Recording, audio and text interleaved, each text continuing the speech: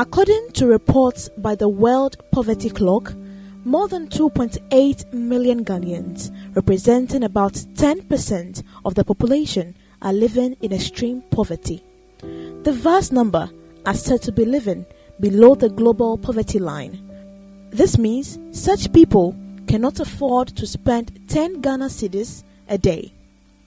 That is the reality of life for 25-year-old Ruth Akakbo, who lives at Ewutu Breku in the central region.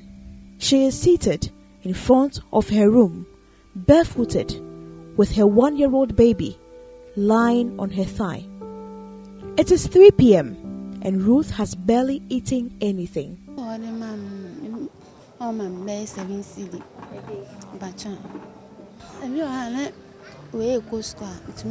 He gives me 7 Ghana cedis. The school takes 5 Ghana cedis for feeding my son. The remaining 2 cedis, I buy Milo and bread. The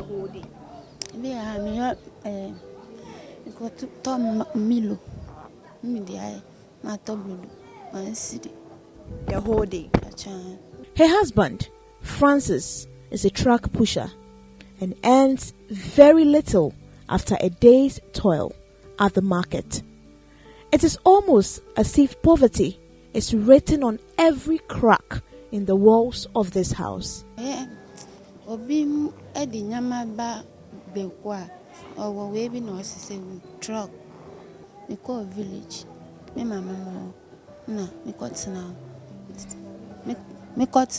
He's a porter and makes some money.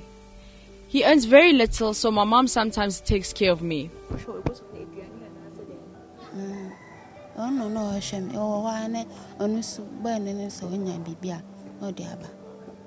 Ruth has managed to take her first son, Abraham, to school.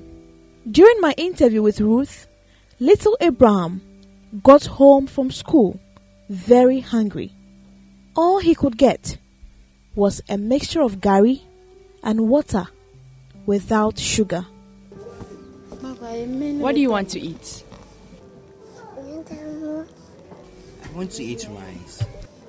What is even disturbing is that Ruth's 1-year-old son has a growth in his head which looks like the size of a tennis ball.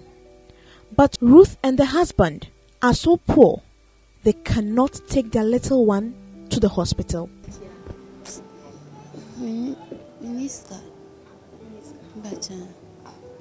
I don't have any money to take him to the hospital.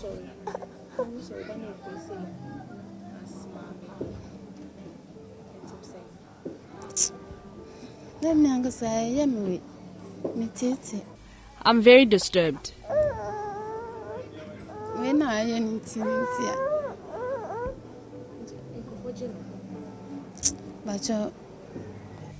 Nobody wants to handle him.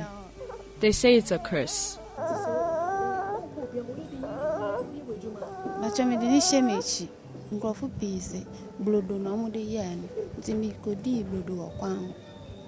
A few meters away from Ruth's house is a pharmacy. Its owner, Forsen, has been providing antibiotics to the little boy for free. Okay, I was here when the mother brought the child, and when I checked it, it looked initially like an ordinary boil. So I recommended a medication they can use to take care of the swelling, but they couldn't afford it. So the mother said she was going and she'll be back later to come and buy the medication. About a day or two later, I decided to check on them because I didn't have any record of them coming back to buy the medication. So I went to their house, and when I checked, truthfully, they've not bought the medication. And when I checked, I realized that it was an issue of money. So I said, okay, let me give them the medicine for free and see what will happen. When I gave them the antibiotic, I noticed that the swelling had gone down a bit, but not to the level as I was expecting. So I said, no, this could not be an ordinary swelling. So I started questioning her more about how this issue came about. Then I noticed that In addition to not having money for the medication, there was also even difficulty in providing feeding for this child and other children she has. After 9 months, most babies say few simple words like mama and dada. But Ruth's 1-year-old son doesn't appear to hear. He could not even respond to the snapping of my fingers. Though the Sustainable Development Goals are a bold commitment to end poverty in all forms by 2030, for Ruth, eradicating poverty means seeing his son set free from the growth in his head and to hear him utter the word, Mama.